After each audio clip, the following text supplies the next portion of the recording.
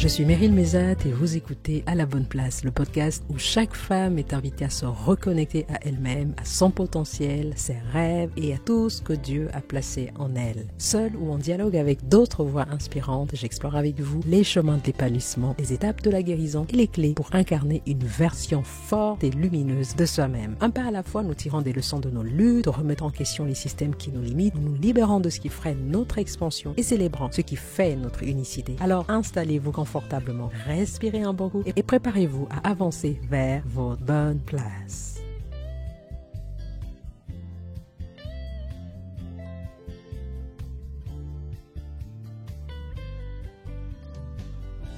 Hello sis, content de te retrouver cette semaine. C'est toujours un grand plaisir de se poser devant ce micro pour partager à la fois un contenu inspirant, encourageant et aussi un contenu qui nous aide finalement à travers différents tips à grandir spirituellement. C'est un épisode extrêmement important que nous allons partager ensemble aujourd'hui. C'est un épisode loin d'être comme tous les autres, non pas parce que les autres ne sont pas importants, mais celui-ci détient un caractère totalement différent. D'abord par l'intention qui a soutenu sa préparation et par le sujet. Il m'a semblé important dans cette période de l'année où certains d'entre nous ne font que s'installer dans la nouvelle année, on finisse peu à peu avec la salve des bonnes résolutions, ou encore d'autres saisissent à peine la direction à prendre, aussi bien sur le plan personnel que professionnel, de se poser tout simplement une question essentielle. Et si replacer Dieu au centre de ta vie était la clé d'une transformation durable? Et quand je dis au centre de ta vie, évidemment, ce n'est pas la périphérie, ce n'est pas sur les bas-côtés, ni dans certains domaines que tu auras sélectionnés d'emblée, non. Dieu n'est pas seulement le Dieu du dimanche. Toute la semaine, tu es aux commandes, et le dimanche, tu te dis, ah tiens, je reviens lui, je lui donne mon dimanche. Non, ça ne se passe pas comme ça. Replacer Dieu au centre de ta vie, c'est vraiment lui donner toute la place qui lui revient, à chaque instant et dans toutes les sphères de la vie. Il nous a créés pour un but. Comment pensons-nous accomplir ce but si nous lui donnons accès seulement à certains domaines de nos vies et en retenant d'autres pour notre confort? Pas du tout. Si tu choisis des couloirs, des tiroirs, des départements, je dirais, auxquels il peut accéder pour en garder d'autres sous ta coupole, comment penses-tu vivre la transformation tant désirée? Si on veut que les choses fonctionnent dans nos vies, nous devons comprendre qu'il n'y a pas de demi-mesure avec Dieu. Alors cet épisode est une invitation à revenir à la base, à l'essentiel, à faire les choses correctement avec Dieu dans tous les domaines de notre vie. Si on veut réellement vivre des vies transformées, des vies bénies, aussi bien dans les domaines personnels que dans nos affaires, la santé, le mariage, l'éducation des enfants, les amitiés et tout le reste.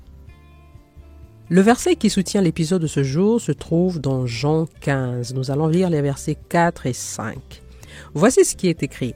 « Demeurez en moi et je demeurerai en vous. Comme le sarment ne peut de lui-même porter du fruit s'il ne demeure attaché au cep, ainsi vous ne le pouvez non plus, si vous ne demeurez en moi. Je suis le cep, vous êtes les sarments.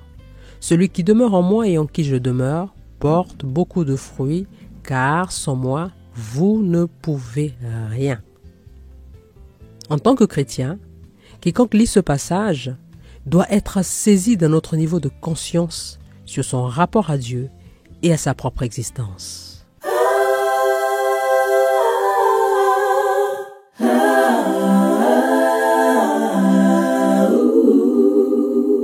Une réalité m'attriste profondément dans notre époque, la souffrance des femmes. Il y en a trop. Et en tant que femme, j'ai beaucoup de mal à accepter la souffrance mentale, psychologique, physique, sans compter certaines difficultés de la vie que beaucoup de femmes traversent. Il est vrai que la libération progressive de la parole a permis de toucher du doigt des réalités terribles, des réalités révoltantes que les femmes subissent au quotidien, et aussi d'explorer finalement des pistes de solutions, que ce soit individuellement ou collectivement. Mais les statistiques sont encore désolantes. Et sur les réseaux sociaux, il y a à boire et à manger. La même femme qui donne la vie, sans qui le monde ne sera pas monde, est la première à être chosifiée, brisée, blâmée, violée. la première à être victime de féminicide, quand ce ne sont pas des violences physiques, psychologiques. Récemment, j'ai découvert l'existence en France de violences administratives. J'imagine que c'est le cas en Europe en fait. Voilà encore une bêtise humaine. Pour ceux qui ne le savent pas, les violences administratives en fait consistent à confisquer ou à détruire les documents administratifs personnels ou du couple. Cela a pour conséquence de bloquer l'autre partenaire dans ses demandes de droits. Et le but de ces violences consiste à contrôler son partenaire, à l'empêcher d'engager des démarches administratives lui permettant d'être autonome et à l'exclure des décisions à prendre pour la famille. Comment réaliser son potentiel s'il en est englué constamment dans des insécurités, dans des angoisses permanentes, dans des relations à problème et des difficultés à n'en plus finir? Tout ce que je partage, je le puise aussi dans ma propre expérience de femme, de mère, de professionnelle des médias. Dieu m'a fait grâce d'embrasser une carrière journalistique à la télévision et dans la presse qui m'a vraiment porté dans des sphères d'excellence. J'ai interviewé des personnalités importantes du continent, j'ai voyagé dans divers pays, j'ai dormi dans de grands hôtels luxueux, j'ai gagné suffisamment bien ma vie et j'ai occupé des postes à responsabilité. Humainement parlant, la sécurité financière, on va dire, je l'avais professionnellement. Il n'y avait rien à redire. Le problème lorsque tout va bien, et que l'on s'installe dans ce confort. On est fier de son travail, on place notre je, notre moi dans tout, on crée la faille. On crée la faille qui permettra à l'ennemi de s'engouffrer. Je ne dis pas qu'il ne faut pas être fier de son travail, ni de ses compétences, de son parcours, de ce qu'on a accompli, de ce qu'on est capable d'apporter sur la table. Mais il est essentiel d'avoir suffisamment de lucidité et d'humilité en se disant que rien de tout cela ne serait possible sans la grâce de Dieu. Prenons un autre exemple. Tu es une femme, tu es une silhouette de rêve, un beau visage, des traits qui feraient pâlir la reine de beauté de ton pays. Tu es consciente de tes atouts physiques, de tes attraits, de beauté, ce qui est une bonne chose. Mais cela devient un souci quand tu en fais une forme de monnaie dans ton rapport aux autres, et notamment à la gente masculine. Et te voilà te mettre en relation avec le plus offrant, celui qui te donnera la meilleure dot, offrira le plus grand mariage, qui t'achètera la plus belle voiture, qui t'offrira la plus belle maison. Voilà comment nous créons la faille. Nous créons une faille lorsque notre je devient l'alpha et l'oméga. Vous savez, le fameux « je sais tout ». Je sais que c'est le bon. Je sais qu'il va changer. Je suis adulte et vacciné. Je sais quoi décider pour ma vie. Je sais que je fais le bon choix. Enfin, je sais que je sais, doucement. J'ai quelque chose à te dire, à toi qui n'associe pas Dieu dans ce que tu fais, à toi qui es enfermé dans ton « je sais ». Non, tu ne sais pas. Tu ne sais rien d'ailleurs. Nous ne savons rien. Car si l'on savait, on n'aurait pas eu autant de mariages catastrophiques. On n'aurait pas eu autant de vies brisées dans des relations qui n'auraient jamais dû être. Et qui ont porté certains d'entre nous à la mort. Nous ne savons rien. Tu ne sais rien, Sis. Parce qu'à un moment donné, je pense qu'il faut se demander, comment en sommes-nous arrivés là? Comment en sommes-nous arrivés au XXIe siècle avec autant de féminicides par an, avec autant de souffrances, de difficultés? Parce que si nous savions, les femmes ne seraient pas durement éprouvées comme elles le sont beaucoup trop malheureusement. Un bon et grand mariage auréolé d'une lune de miel dans les Émirats qui se transforme en si peu de temps en un enfer sur terre. Ce n'est pas normal. Une femme battue par celui qu'elle considérait comme l'homme de sa vie. Ce n'est pas normal. Alors comment sommes-nous arrivés là? Permettez-moi dans cet épisode d'insister sur le domaine personnel parce que beaucoup de destins ont été brisés à partir de cet espace-là. Et j'aimerais qu'on comprenne que nous causons beaucoup de tort à nos propres vies lorsque nous prenons des décisions importantes sans chercher la direction de Dieu. Le faisons-nous par peur, par impatience ou simplement parce que nous avons oublié qu'il est là pour nous guider? Cet épisode est là pour vous rappeler de le replacer au centre de votre vie.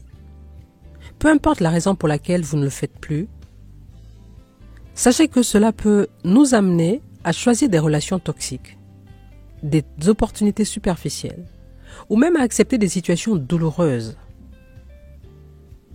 Au départ, ces choix peuvent sembler très séduisants. mais ils ne le sont qu'à court terme et finissent souvent par nous blesser. Alors posons-nous la question un peu, que se passerait-il si avant chaque décision, nous demandions à Dieu de nous guider?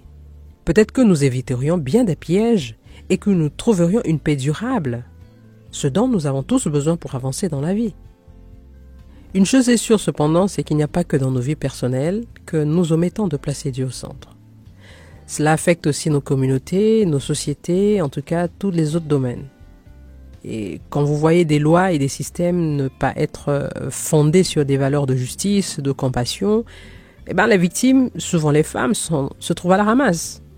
Il nous faut changer de paradigme. Replacer Dieu au centre de notre vie, c'est vraiment se délester de tout ce que la société nous a appris. Finalement, désapprendre en fait. Et reconnaître que l'on ne sait rien. Pour que le meilleur des sachants montre la voie à suivre. Il faut pour cela avoir une confiance totale en Dieu. Vous connaissez tous l'histoire de Ruth. Et je pense que cette histoire, dans la Bible, est un enseignement extraordinaire, car en choisissant de suivre le Dieu de Naomi, Ruth a non seulement transformé sa vie, mais elle est devenue un symbole de fidélité et d'impact spirituel. C'est là que le Proverbe 3 au verset 5 prend tout son sens. Lorsqu'il nous dit « Confie-toi en l'Éternel de tout ton cœur et ne t'appuie pas sur ton intelligence ». Tout y est. Ne pas s'appuyer sur son intelligence, c'est s'appuyer sur Dieu. Et donc c'est prendre conscience que nous devons le replacer au centre de notre vie afin d'avoir la bonne direction, de faire des choix qui correspondent aussi à sa volonté.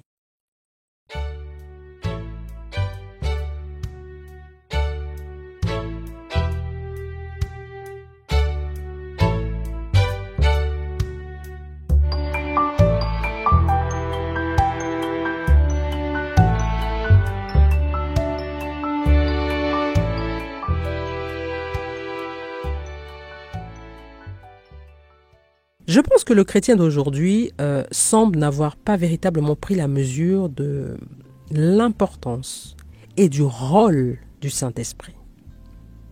Et c'est bien dommage, parce que nous passons à côté de tant d'occasions de vivre une vie pour laquelle nous avons été destinés. Vous savez, s'associer au Saint-Esprit, c'est vraiment l'assurance de vivre une vie remplie de paix, de patience, de fidélité, de bonté, etc. Et ces fruits de l'esprit produisent en nous un caractère qu'il nous faut pour embrasser les réalités de la vie et faire preuve de discernement. Replaçant Dieu au cœur de nos vies, replaçant Dieu au centre de nos vies. Ça signifie aussi chercher intentionnellement la face de Dieu, chercher à faire sa volonté. Et j'ajouterais ce que beaucoup d'entre nous ne préfèrent pas entendre, chercher la sanctification. Car cela nous permettra de lui être agréable, mais aussi à permettre au Saint-Esprit de développer notre sensibilité spirituelle. Le chrétien qui est vraiment attaché au Seigneur sait qu'en m'associant au Saint-Esprit, j'ai l'assurance d'avancer dans la bonne direction. Et même si parfois, il peut arriver que vous preniez un autre chemin, il va vous aiguiller vers le banc. Tout cela nous est accessible en fait en développant une vie de prière, en méditant sa parole, mais aussi par l'intégration en fait de la foi dans les décisions du quotidien. Mon expérience professionnelle m'a amené à travailler dans de nombreuses organisations. J'ai pu voir de près les réalités du harcèlement dans le monde du travail. Prenons le cas de ce dirigeant qui exigeait des jeunes arrivants, on va dire des jeunes femmes qui débarquaient dans l'entreprise, de coucher avec lui si elles espéraient rester dans l'entreprise et accéder au poste qu'elles visaient. Ce dirigeant avait normalisé cette pratique et malheureusement, beaucoup de jeunes femmes sont passées par ce triste processus. Mais posons-nous un peu la question. Si ce dirigeant avait placé Dieu au centre de sa vie, il aurait eu une intelligence renouvelée, il serait motivé par la crainte de Dieu, il aurait utilisé sa position de leader pour faciliter le développement des talents, pour recruter des collaboratrices sur la base de leurs compétences, comme le font beaucoup d'autres dirigeants avec qui j'ai eu l'occasion de travailler. Voilà pourquoi il nous est essentiel de placer Dieu au cœur de nos vies, de notre manière de diriger nos entreprises, de notre manière de diriger nos familles, de notre manière de diriger nos propres vies. craignons Dieu, faisons de lui notre principal associé. Quand nous le faisons, ce n'est pas seulement notre cœur qui change. Et ce n'est même pas nous qui changeons notre cœur. Il prend tout en charge. Et ce changement rayonne à la fois dans nos relations, dans nos familles, dans notre vie professionnelle naturellement, dans nos communautés. Une vie transformée par Dieu devient forcément une lumière qui éclaire les autres. Quand nous nous rapprochons de Dieu, il opère en nous une véritable guérison. Nous n'avons rien à faire. C'est lui qui fait tout.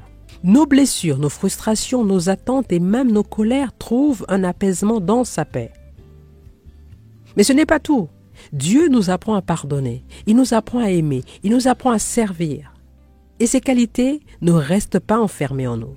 Elles influencent directement la manière dont nous interagissons avec les autres. Replace Dieu au centre de ta vie. Replace Dieu au centre de toutes les sphères de ta vie. Et c'est plus qu'un acte spirituel personnel. C'est une contribution puissante à un monde qui en a désespérément besoin. Je te souhaite vraiment de replacer Dieu au centre de ta vie.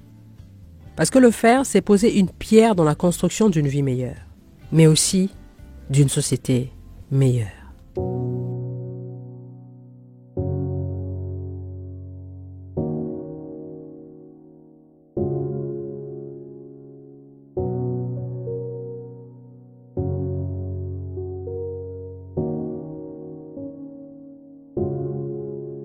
Merci de m'avoir écouté. Je vous invite à agir, à aimer et à porter ce message autour de vous. C'est un épisode qui, j'espère, vous a profondément béni. En tout cas, j'ai pris beaucoup de plaisir à le préparer. Ensemble, avec Dieu au centre, nous pouvons transformer nos vies et notre monde. Alors, je vous dis à très bientôt pour un nouvel épisode.